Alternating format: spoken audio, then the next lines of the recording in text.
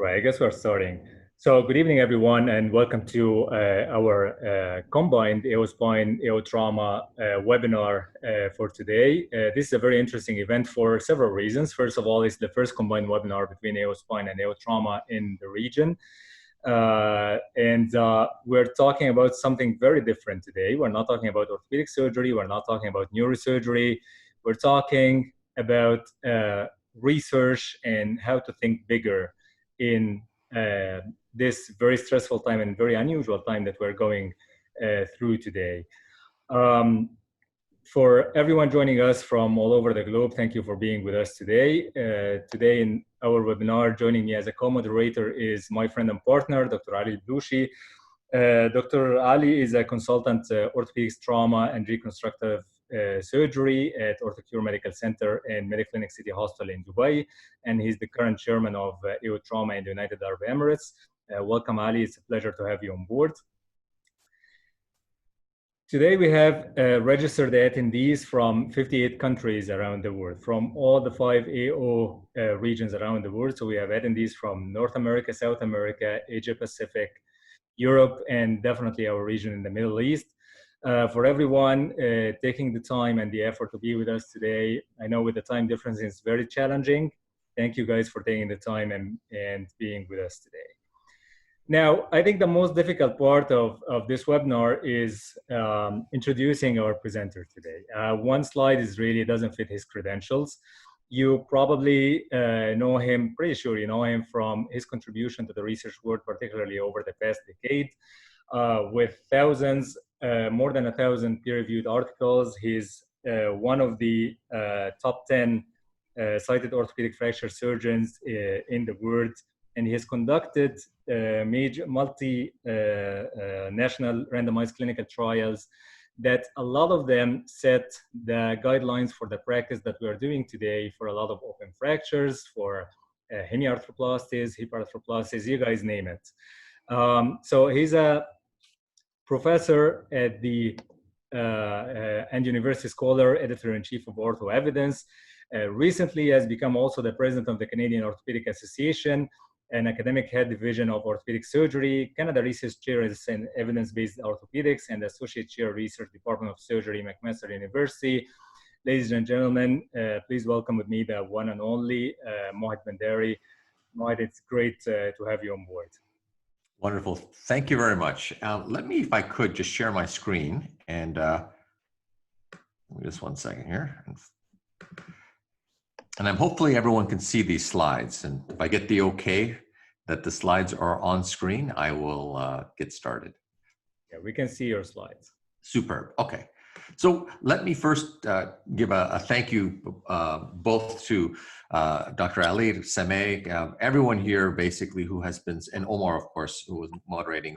A thank you for giving me the opportunity to share with you what I think is a slight divergence of what you're normally chatting about, but I think probably more than any other time in history, a time where we should be having these sorts of discussions. And I've titled this Think Bigger.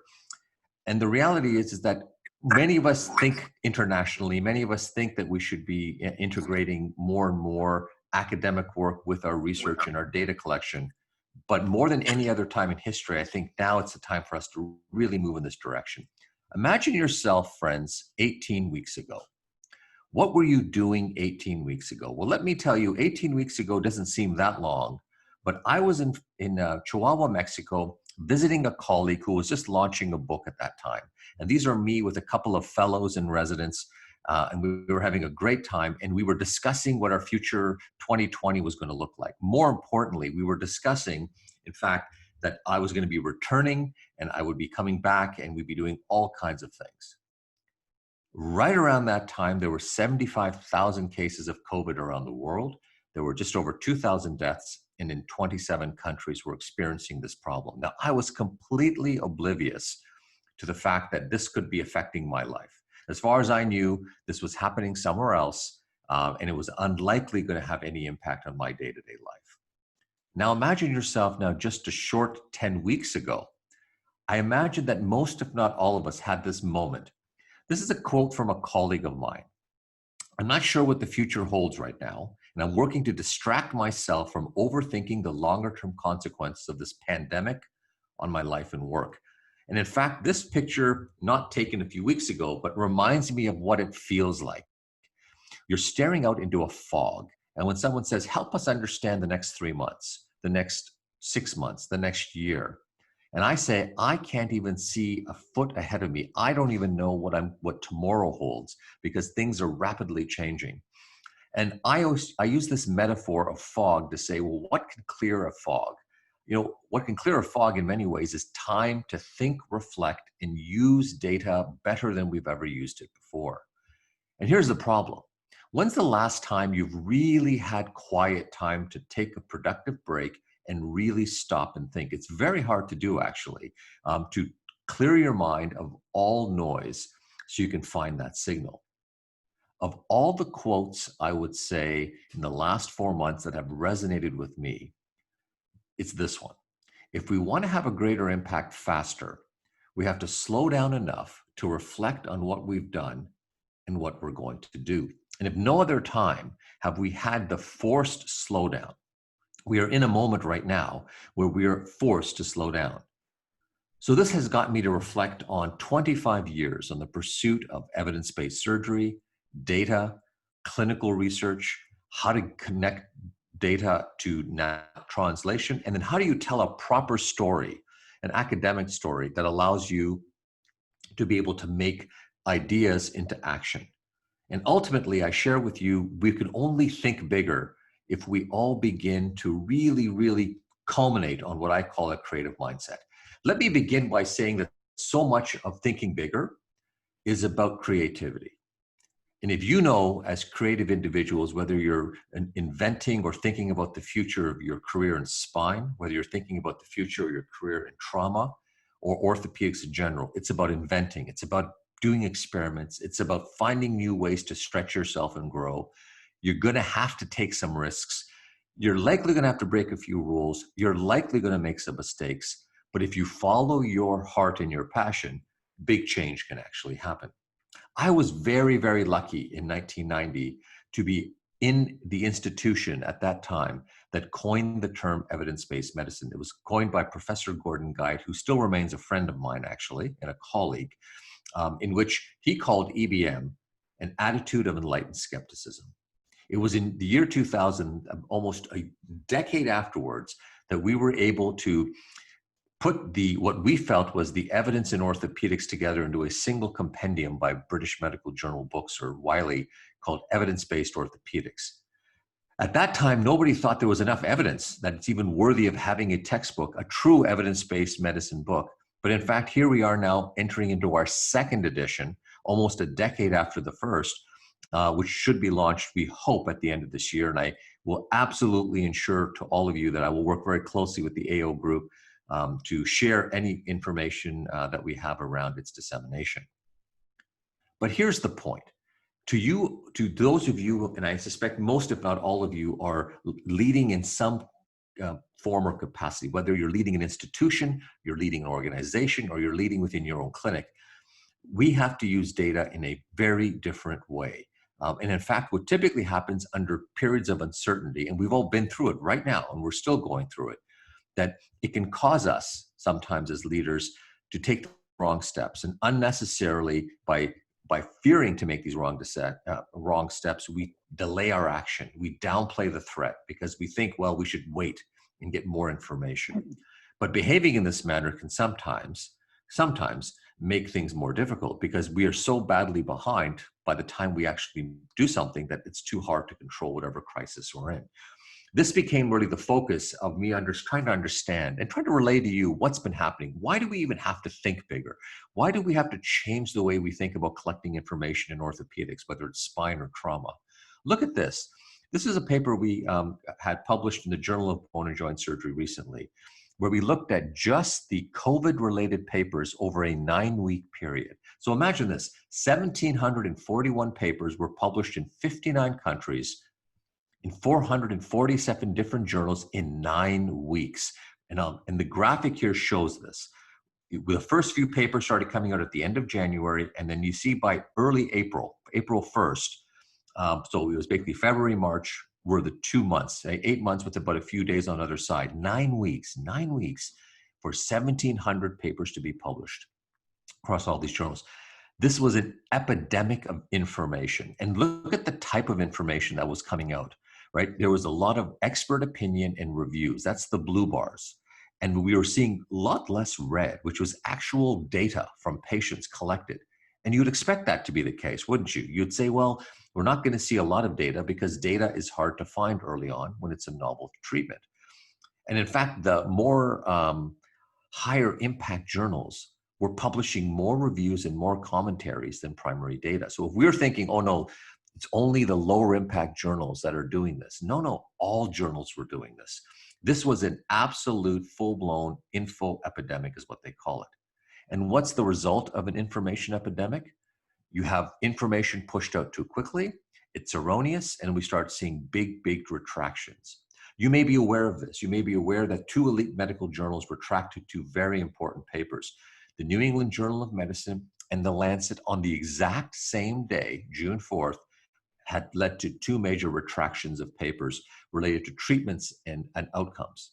But here's the point. It's not that these papers are retracted, that's the problem. The problem is that we were accepting information so rapidly that all of the safeguards were gone. And if you look at the graph, and this is just a simple graphic here of looking at how information could be believed. If you look at this dot, this red dotted line, the red dotted line is a measure of, let's say, quality evidence. So everything below this line, let's say, is going to be high fidelity, high quality evidence. Well, we're not going to see really high quality evidence from randomized clinical trials or large prospective studies for some time. Why? Because it takes time to collect that data. And we see this smaller second wave of information that comes out months, maybe years afterwards, is going to be this sort of data.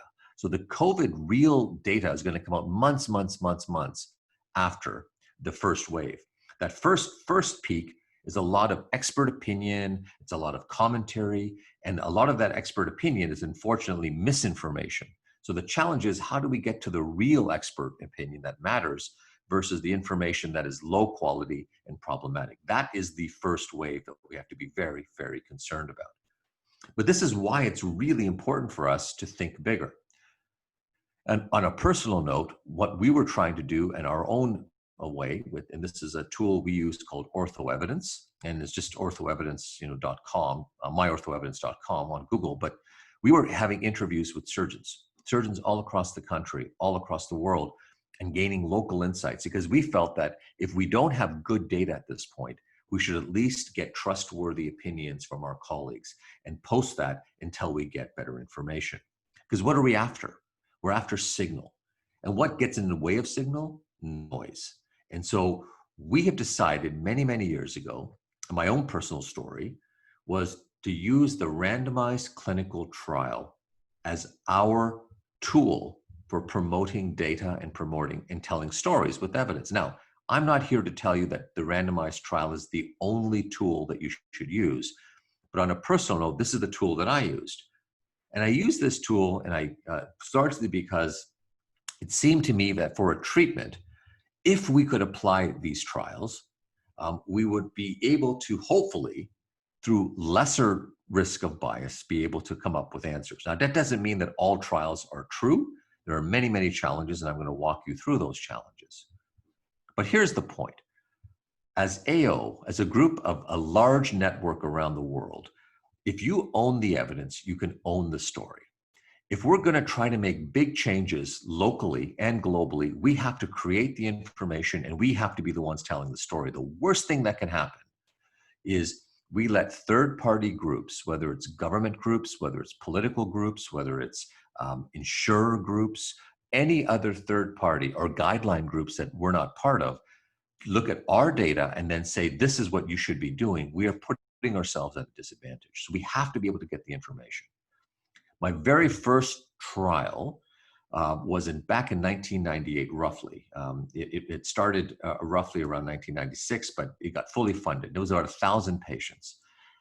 And then through this paradigm of what I would call clinical trials, we've been able to tell a story. And irrespective of the type of trials we've been running, we have been seeing, and I've been learning a lot. And I'm just going to share with you some of the things I've learned. I never set out to think that we would ever have questions of interest that would be of global interest. We first started thinking, let's just do something that matters to our local institution. But we very quickly have realized that when you collaborate globally, you are forced in many ways, in a good way, to think globally. So the questions that matter on a global level are often going to be issues that are going to be relevant to, in my mind, the top medical journals. So we've been very, very happy to be able to support our ideas and get them disseminated.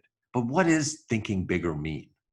To me, it's really about us trying to make better decisions. That's it, making better decisions. And ask yourself this: what differentiates an exceptional surgeon from a great surgeon, or a great surgeon from a good surgeon? Now, you might argue, well, it's always about the skill. I'm going to argue to you that once you've achieved a reasonable degree of clinical competence and skill, the thing that gets you higher and better is not more skill, but it's better decision making.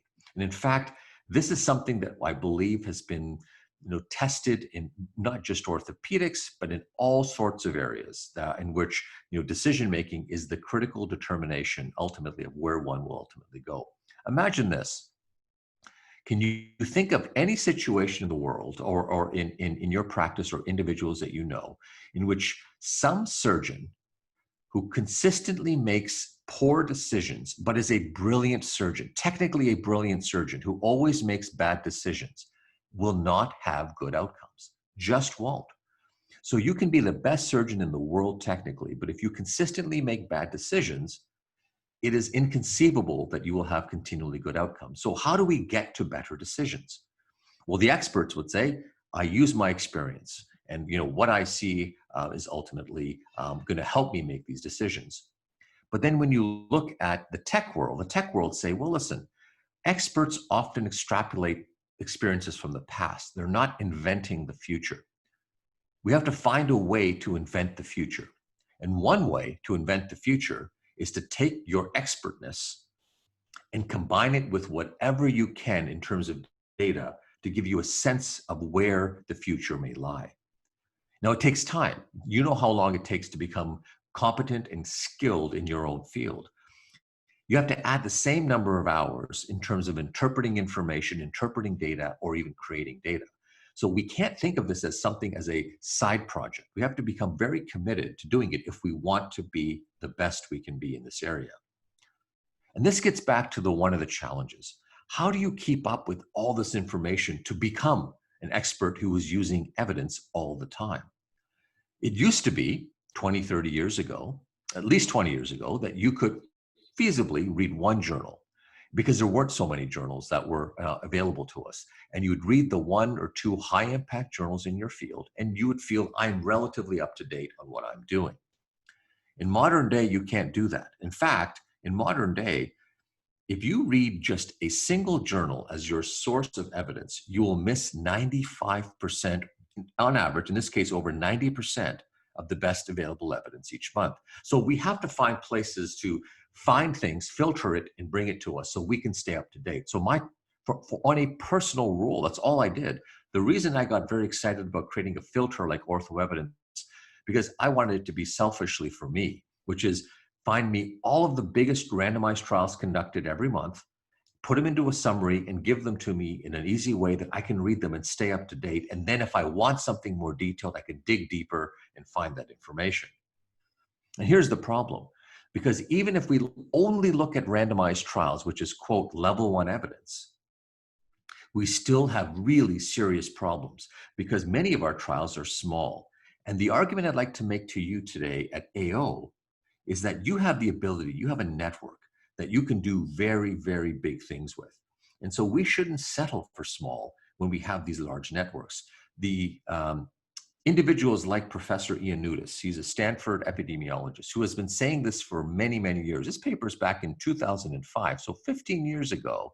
He was warning us that, listen, everybody, most research findings are false, and here's why. we get caught up on a hot topic scenario. When hot topics are in an area and journals start accepting things very quickly, we start seeing errors. Have we not just seen a perfect example of COVID-19 as that example with retractions coming out? He also says small studies can be very, very problematic because small studies can lead to errors. So what's the problem with a small study? Well, let me go back to that very first trial. That very first trial that we did was on tibia fractures. Now, if we had stopped at the average size of a standard randomized trial back in 2008, it would have been 50 to 100 patients. If we had stopped at 50 patients, you can see here that the box here suggests that the result we would have suggested that in this case, the unreamed tibial nail led to a reduction in reoperations. In fact, it would favor the unreamed nail. The truth is, this is a confidence interval. You can see from one end to the other, it's very wide.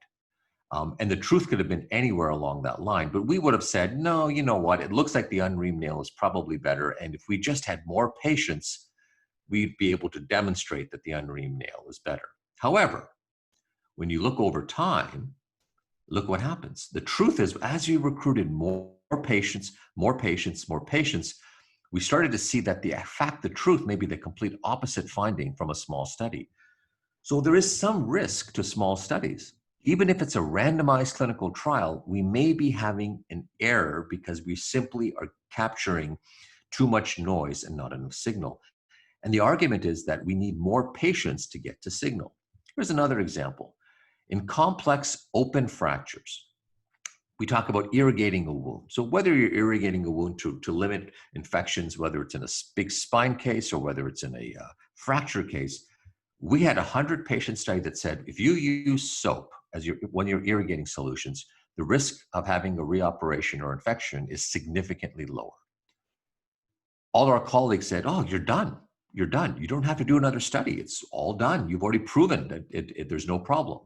We said, you know what? We had a problem with our previous studies about being concerned that they might be too small and they might be giving us the wrong answer.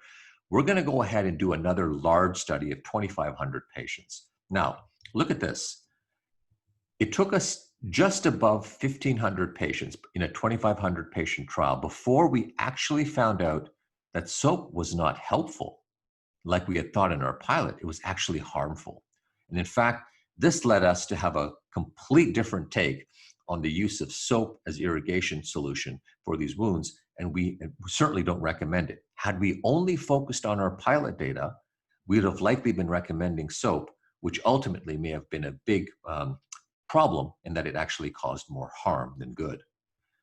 So what is this issue that we're talking about? There's an issue that we talk about called fragility in the orthopedic literature.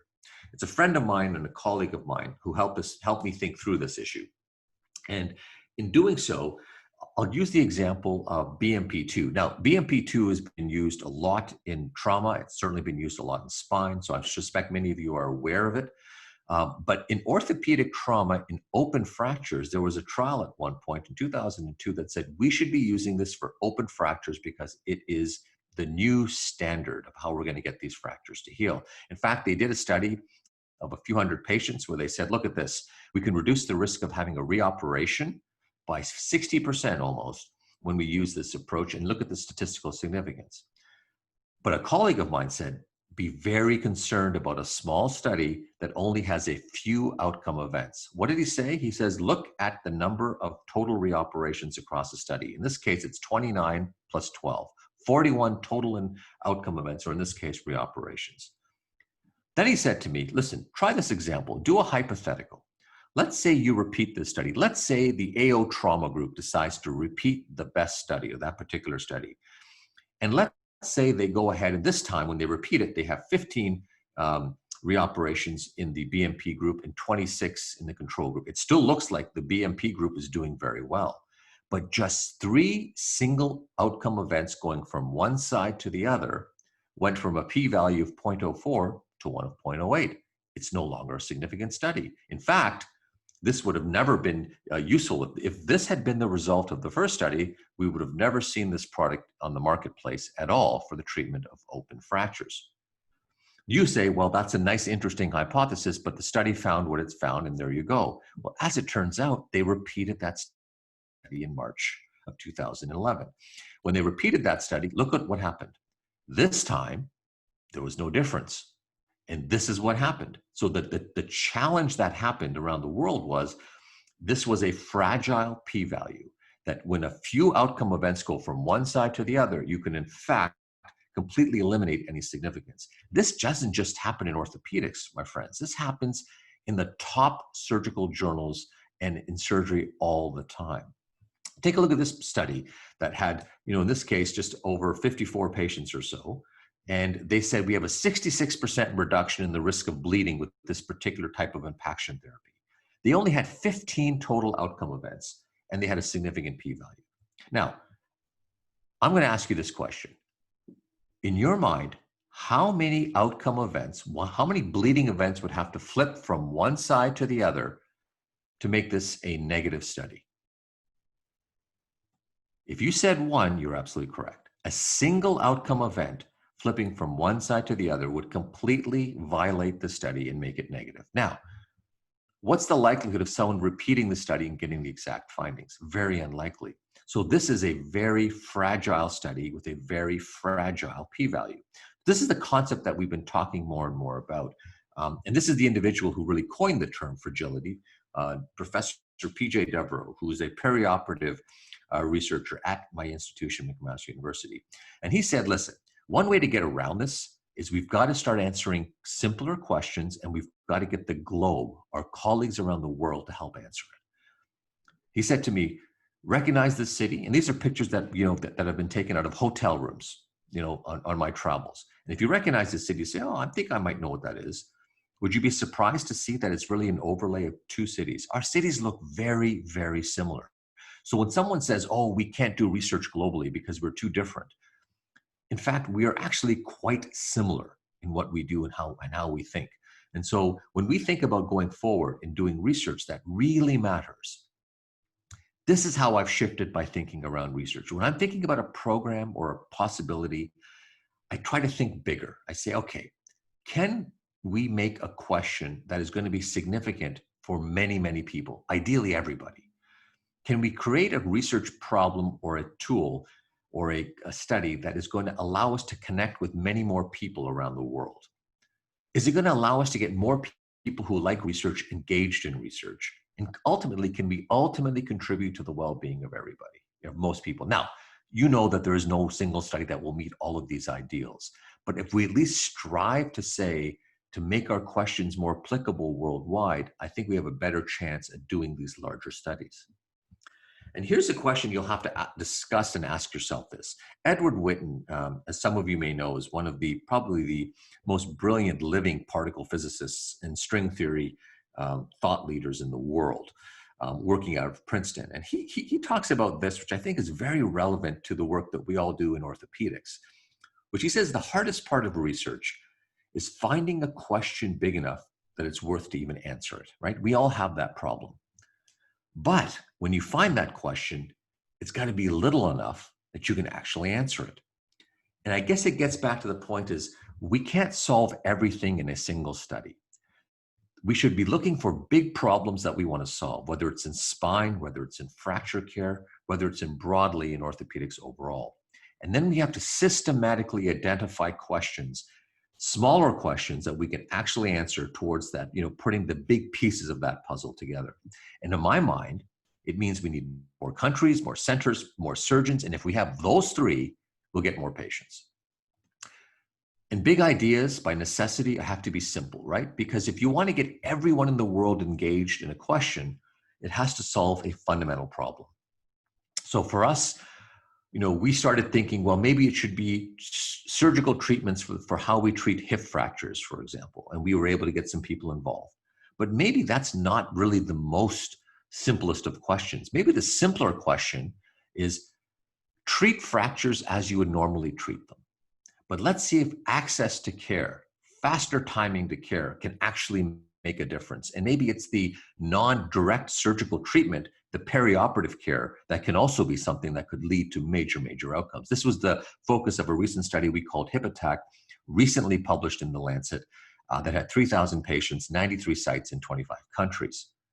You've already seen this study called FLOW, a simple study, just how do we irrigate wounds and how do we find a frugal innovation that would help people with managing trauma.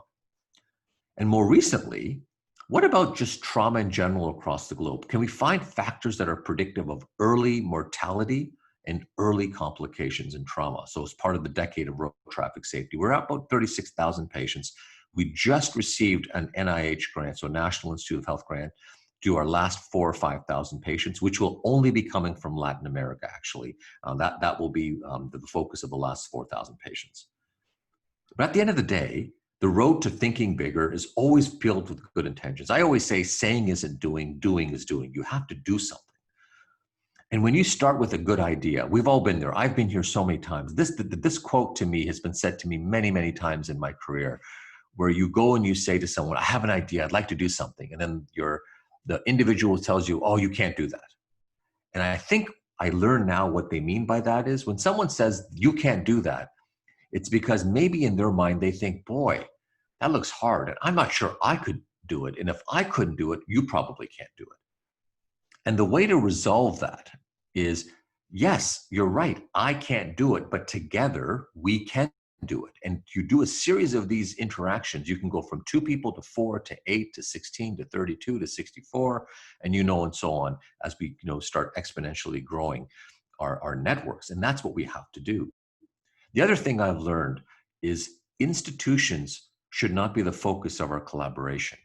It's the individuals in those institutions, because great leaders come from all walks of life, all areas, all parts of the world, and all types of institutions. So I've become very, very focused on building relationships with people and following them wherever they may go, and helping them, and hopefully they'll help us grow what we want to do. And these individuals that you find are very good because they can anticipate change. They have a very diverse network of relationships. Great people who are able to come up with good ideas often surround themselves with people who are very different than themselves. So they have a different input, a different perspective. And because they have that, they often have the courage to say, I'll abandon something that made me successful in the past if there is new data that I trust coming forward that's worthy of me changing my practice. Ask yourself if you've met individuals like this, and ask yourself, quite frankly, if you model this, when you interact with others. This was a meeting we had at one of our academic days at McMaster University. You may recognize a few of these individuals. Right to my side here, you'll see Professor Mark Swiatkowski, who was the current editor of the Journal of Bone and Joint Surgery. You'll also see Professor Tom Einhorn, who's there from Boston, who has done many, many things in both the fundamental sciences, but also has done a lot for orthopedic research around the world. And this was Robin Richards, who was a past president of the Canadian Orthopedic Association. Look at the quote that Dr. Einhorn said about success. To me, success is better defined in terms of making a positive impact on the lives of others and achieving happiness and fulfillment in one's own life. Mark Swiatkowski talked about collaboration at that meeting. He said, with 2 solid decades, 20 years of collaboration across multiple centers, we as orthopedic surgeons, our community, has led the international effort to improve the quality of evidence on which we make treatment decisions. We should be proud of what we've done. But then you flip to the Nobel laureates of the world, who say science at best is 99% failure. And that's an optimistic view. And in fact, they say, if you're going to ask big questions, you have to be prepared to fail. And that's sort of a different feeling, isn't it? Right? We don't want to spend years and years and years of our life to fail. But I can tell you that every large trial that I've been involved in large networks, has succeeded despite a series of near fatal failures. Remember that study I showed you just now, the Lancet paper on hip fractures that had 1,000 patients? Well, this was the actual recruitment graph. The first, as you can see here, the first few years into that study. We had projected in blue this beautiful curve of how we were going to recruit patients in Canada as one of our countries. You had many countries involved. And this was the line, the pink line was what we were actually doing. There was so much concern that we would never reach our recruitment. And we have 2 options here. One is, okay, let's give the money back. Let's say it's a failure. We'll call it a futile trial. It just can't be done. Or, as what happens in a crisis, people started to lead. There were so many people in the steering committee that says, we will sort this out. And we came together, and ultimately we had a very, very successful study. But I learned a lot from that. And I remember thinking there was a lot of causes of failure in my life around research that I think probably boil down to 4 important issues. We tend to make our studies much more complicated than they need to be. We're almost fearful of making them simple. We rarely always think about the ability and expertise of all the people involved. Collectively, a trial should have full expertise. Not everybody has to be a statistician, but you need a statistician. Not everybody has to know how to run a clinical trial from the ground, but somebody should know how to do it. So collectively, we need to have that overall expertise, and we need the infrastructure to do it. But by far the biggest issue is we as a group have to be creative about how we solve problems, because we're going to have lots of them. And we have to have the conviction and the grit to stick it out. And if you have that group of people, they will always succeed and they will never fail. And I'll leave you with the final thought. As AO, it's particularly important as a leading organization around the world, and as many of you internally who are leading within your own organizations, thinking about the following. When you look at great leaders around the world, and we look to business, Jack Welch was considered one of the CEOs of the century, a business tycoon who basically led General Electric to many, many great heights. But when they asked him, he's a genius, he does everything, it's all him. He said, it's not me. My job was to develop talent. And if you develop talent and you let talent continue to grow, they will do great things for you. But he said, if you want to build leaders in research, and we're talking research today, for example, you can teach them how to do research. You can teach them how to execute. You can teach them how to make tough calls, but you can't teach them to be positive. You can't teach them to have passion about research, and you can't teach them to be passionate and energizing other people. So if that's the case, we have to figure out how we're going to identify this group of individuals and cultivate and mentor them if we want to go forward. And for some of the more senior surgeons, they often say, well, I'm going to hire the next generation, or the organizational leaders say, we're going to get the next generation of young leaders, and they will then carry the research stream forward. And I say, yes, that's an excellent approach. But I also say to the senior consultants, to the senior leaders, it's never too late. When you look at Picasso, and I've already shown you this, if you look at Picasso, everyone would look at Picasso and say, oh, the one on the far right is the Picasso. These were all Picasso. Every one of them were Picasso. And the thing that struck me when I looked at this particular graph, that Picasso didn't find his purpose and meaning and his way of projecting his, excellence to the world until the last part of his career. So for most of us who think, well, we are past the last part, we may be beginning. You can always start again and start something powerful. So research is an opportunity for all of us at every level to gain. And when people say, well, he was able to do in 3 strokes something brilliant, and people would say, and he would go back and say, no. It's taken me 40 years to do that, to learn those 3 strokes. And so it's quite possible that the more experience we have and the later we begin to pick up research, the more opportunity we have to use everything we've learned to go in that direction. And let me leave you with one final thought. My own personal pledge in 2020 has been to how do you build a creative mindset? How do you get to a point where you can truly be maximizing your own potential? And I've used this acronym of THINK. Try new things. So if you haven't been dabbling in research, maybe try. If you have been doing research, try something a bit more aggressive in research. Do something, build something, try new things. I've been trying to do that all the time. Find the things you're passionate about and enjoy that. Whatever you're doing, you're enjoying it. Invest time in that 20%. And I use this 20% of things as the 20% of things that give you 80% of your life joy. You have to find ways to fail. Strategically fail and embrace it and learn from it and use it. If you're writing regularly or you're writing papers, you will see that that'll become part of your normal psychology of, things don't get accepted, papers get rejected, studies have problems. That's fine. Learn and find ways to embrace it, because that's where sometimes the real innovation happens, is as you see a failure and you then innovate against it. And to all my friends who sometimes think and say, you know what, I'm too old now.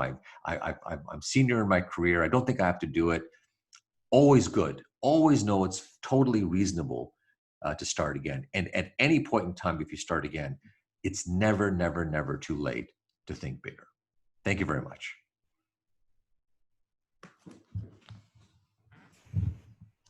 Thank you. Thanks a million, Mo. That was a wonderful presentation. Really enjoyed it. Thank you, Ali. Thank you, Mo. Such a wonderful presentation as usual.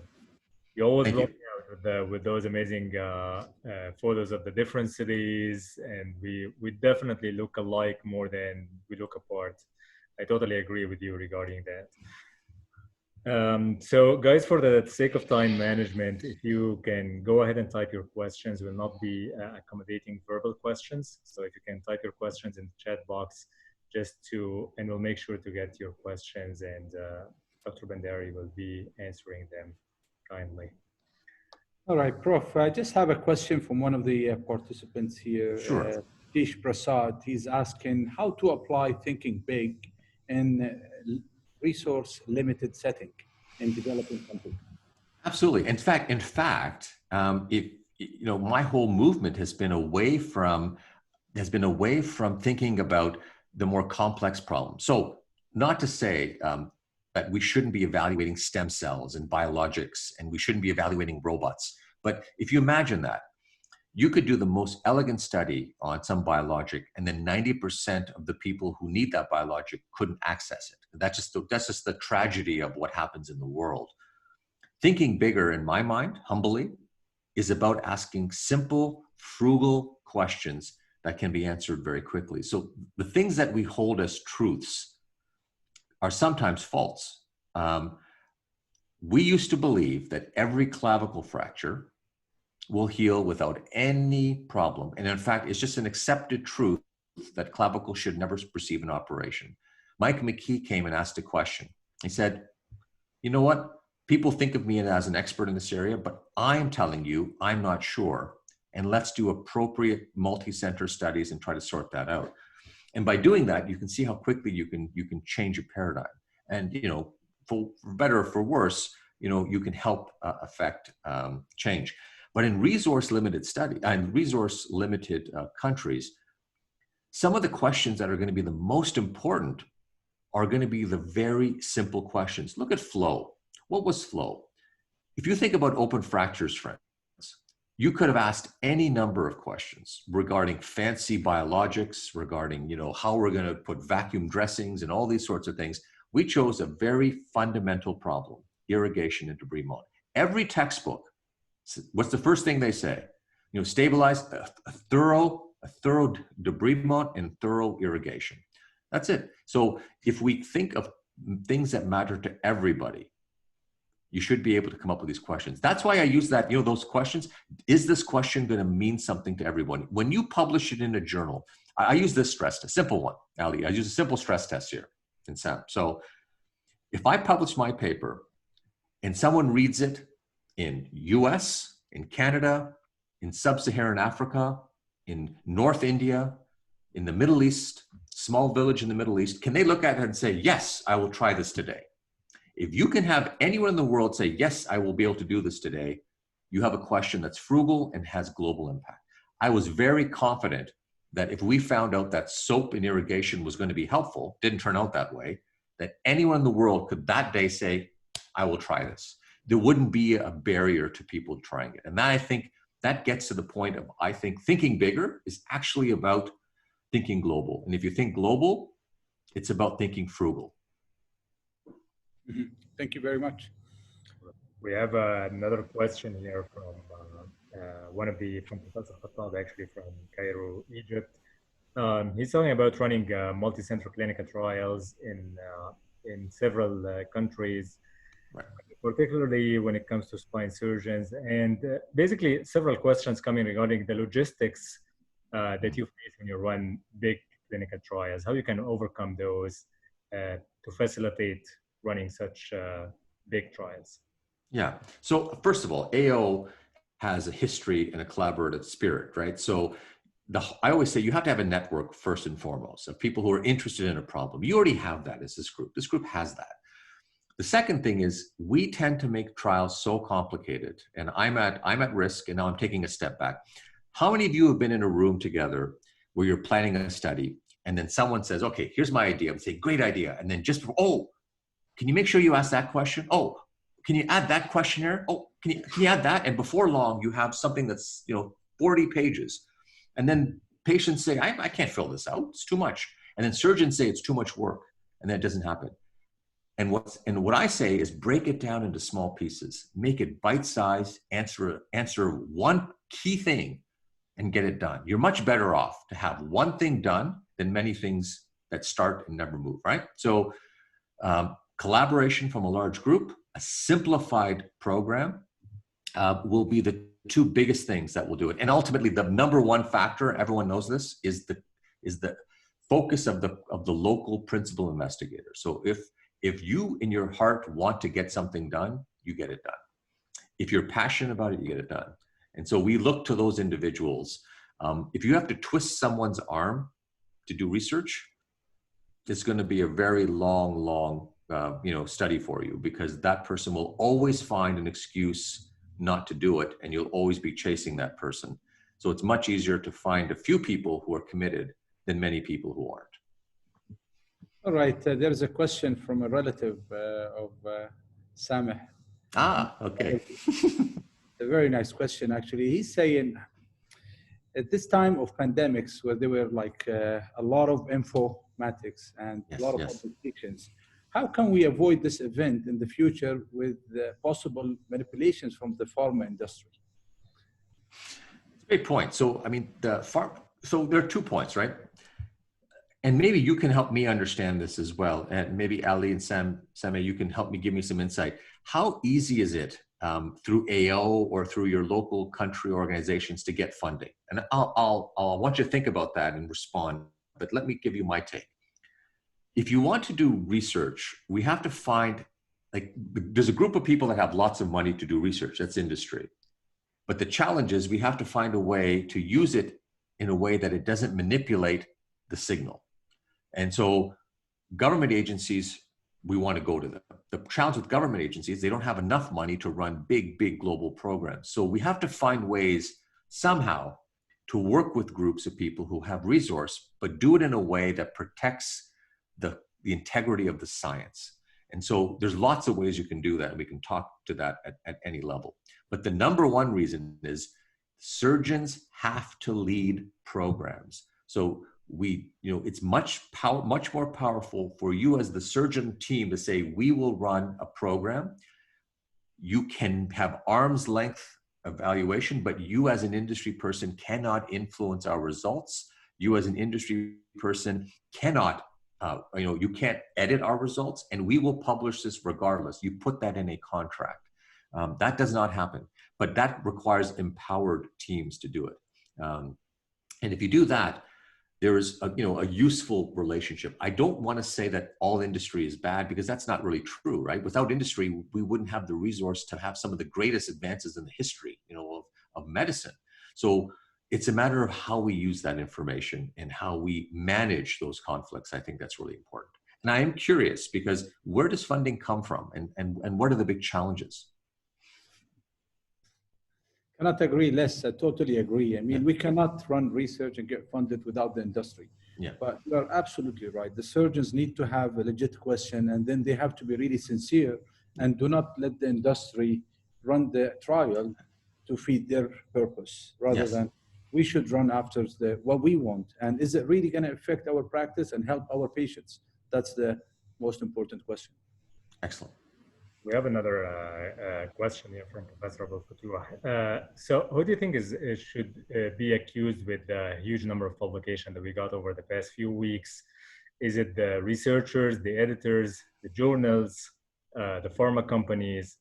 I mean, who's the one to point a finger to and say, you're responsible for that huge number of publications that we had, that most of it didn't get us anywhere? Well, here's the point, right? So isn't it crazy? I mean, what it is, right? You could argue that the hot topic phenomenon is so true. Everyone knows that if you attach the word COVID to a title during that first 12-week frenzy, that the chances of getting information to the journal quickly was going to be very positive, right? So people were applying that rule, which is the hot topic rule, and journals had, like, imagine this, like I'll tell you the numbers. The average time from submission of a new paper to in print, not just acceptance, in print was 10 days. For those of you who have written papers, have you ever had something submitted and published in print in 10 days? And by the way, 10 days was the average. There were people, there was about 30 or 40% that were within 2 days had gone straight to press and right onto the screen, right onto the journal screen, like Lancet, boom, it's already up. That was what's happening. And so they have, you can imagine that if a journal that normally takes several months and the paper comes out a year to a year and a half later, there have to be some shortcuts, or journals are just grossly inefficient normally, and somehow they've created all these efficiencies that people will then, there is a possibility of doing things fast. The challenge is, I think we were all somewhat, like there is no one culprit. I think we all to some degree took advantage of that. Investigators knew if I turn my, any spine study you were doing, you put COVID on it, suddenly it's interesting to everybody, and then you put it in, right? I know I'm being facetious, but we all started chasing this fame with this particular product, this particular infection. The second problem is journals were chasing papers because they wanted to say we're the ones bringing out knowledge on COVID. And so we were having this double. Industry was funding. Do you know how many hundreds of millions of dollars have been thrown at COVID treatments? Hundreds and hundreds of millions of dollars. And by the way, how many actual treatments do we have that really work? Right? And that's the problem. Everyone just jumped in. And how do you take a step back? When you're in a crisis, how do you take a step back? You learn from it and you realize it. But you know very well, if we have another big crisis, we'll be right back into it. The thing about humanity is we have a very short memory. We will forget what we've just gone through. And a year from now, if something happens, we'll go right back into that signal. We'll all say we've learned from it, but I'm not sure so. It's a very, I think we all place a little blame. Short answer. We all are to blame for that. All right, I have a question, Mo. Yes. At this time of pandemic, I mean, how can we think big and come with good decisions to avoid this to re-happen again, the way that we reacted at the beginning and we dealt with this pandemic? Yeah, and that's where it came back. So I've been struggling a lot with this. And, I think some of it, for me, and I'll be very truthful, that very last slide I put up on Think has really where I feel I'm at right now, which is, like, ask yourself this, Ali, I'll ask you this. When's the last time you've been totally unplugged for 24 hours? I mean, totally in your own thoughts, no distractions, fully alone, nobody around, and you've had the freedom to just reflect and think. Because sometimes what happens is if you don't get rid of the noise, ideas don't come to you, big ideas won't come, you won't get clarity of action. So that's one big thing is I've been slowing down, and sometimes you have to slow down to speed up. And in doing that, I think that's the movement. Let me ask you this, though. I'm going to ask you that question. So what do you say? Well, what's your take on this? When's the last time you've had 24 hours disconnected? Can you remember? Maybe more than 25 years ago. There you go. There you go, right? And it seems crazy, right? That all of us spend all this time. And imagine this. If you look at Nobel laureates, and if you look at historical studies of Nobel laureates, what do Nobel laureates do better than anyone else in the world? They do the following. They have a very diverse network of people, so they're they come across distracted all the time. And we think that they're so focused, but they're distracted. And because they're letting the mind go to all kinds of places to come back. They spend lots of time just thinking. You look at Einstein, he's used a lot, but I'll give an example of Einstein. But Einstein spent weeks staring out a window with his pipe, thinking. No disruptions, having a bit of tea, cookies, and thinking. And then boom, E equals MC squared. I know I'm being funny here, but you'd have this amazing revelation. What does Bill Gates do? He has weeks where he sits alone, grabs a bunch of books, and reads, and reads, and reads, and thinks. He's alone. He's got nobody else with him. Ask yourself, can you even get an hour in a week to do that? Try that and watch how quickly you start to think differently. Try that. And if you do it, tell me you did it, because I want to know how it turned out. Brilliant. Right. Mo, I have another question for you here. Yeah. For young researchers who are probably writing their first or the second paper now, there's a couple of guys here asking, how do you develop the sense on which journal to submit your paper to? Yeah, you know, well, I always jokingly say there's the top-down thing, which is let's just shoot for the moon every time. Let's put everything into New England Journal, and maybe by luck something will happen, you know. It's probably not a good strategy because you'll get a lot of rejections that way. The other option is let's just go for the lowest quality journal and just hope we'll get it in. Those are two extremes. I think the truth of the matter is you look carefully at the audience. If your target audience for the study is an orthopedic surgeon, then you should look to the orthopedic surgeon journals that you think have either published in that topic area or would have meaning to that project. Sometimes for me, I have purposefully targeted physiotherapy journals because I think the study we're doing is I mean, that group needs to hear this story more than the surgeon needs to hear the story. And so you look at the audience, number one, and then you look at the reality of what type of papers have been published. Are they similar to yours? And you go in that direction. But regardless of what you do, never give up.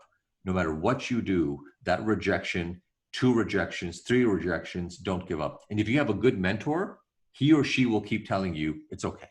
Let's go again, right? And you'll get it published. And then when you get it published, you'll feel very proud. Mo, you published more than 100 clinical trials. Can you remember like one that is very close to your heart that you think you really touched patients' life and improved? You know, Ali, I always say that my most favorite trial is my last one, but you know, or quite frankly, the trial I have yet to do is going to be my favorite because you're always excited about the next thing. But I will say, to me, and I mentioned it on this one, I've done trials that have looked primarily at you know, treatment A versus treatment B. But the one that I think really hit home for me was the FLOW trial, which was a simple study of soap. And the reason that it struck me is in my heart, I was 100% sure soap was better. And I was already planning this big media campaign where I'm going to be the soap person. I'm going to walk around with, you know, 2 guns of soap, and we're going to have all these pictures of me with, you know, and all this is going to be great. And when we got the result and they said soap is harmful, I literally, and I will tell you this, I haven't told too many people this, I went to our statistician and said, you're wrong. You got the numbers mixed up. I'm for sure soap must have been, the soap must have been better. You got it A-B wrong. Check again, check again, check again.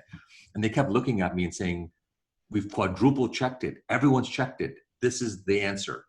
And at that point, I had that sobering thought, Ali, you know what? I have to trust the data. I have to start trusting. And, you know, we as humans emotionally get associated with the treatment and we believe it so much, we can't imagine it's wrong. And that for me was a powerful reminder that why we do big trials. Sometimes they disagree with what you believe. Thank you. Probably have the time for one last question. Sure.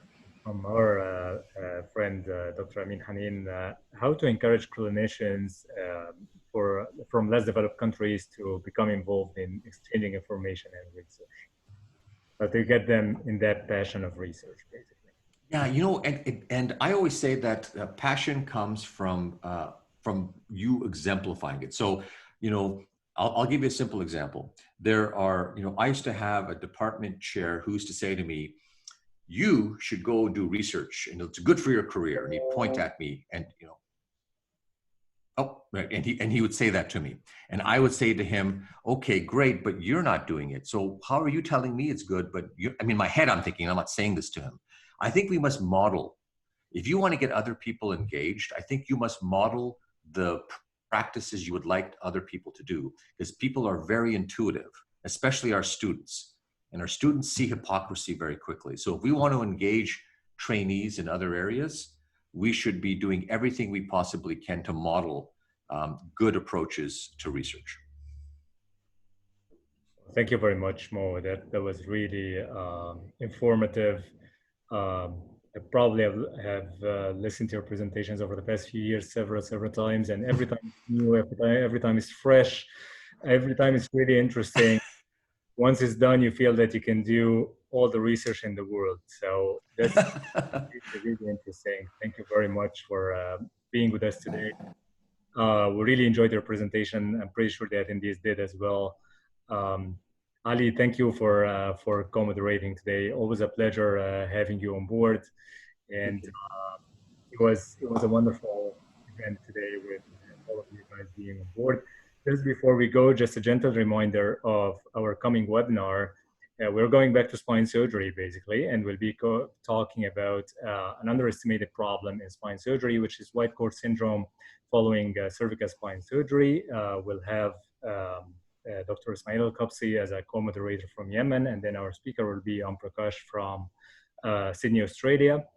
That will be on July 22nd, so you guys mark your calendar. Once again, thank you everyone for being with us today. Mo, Ali, thank you. And you guys have a good night and enjoy the rest of your day. Take care. Thanks again, everyone.